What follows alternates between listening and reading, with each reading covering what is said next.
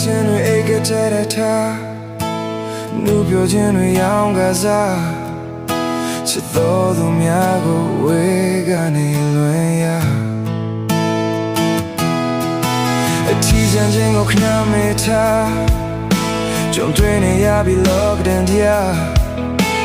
ဒီခံခြင်းသာကောင်းစိုးရမဟုတ်လားမနာမြခဝါချာကိုချင်းစာမိတဲ့တိုင်းတစ်ပါးရောက်သူများရင်ဆိုင်တဲ့ဒီလိုခက်ခဲတွေတော်ရမှာ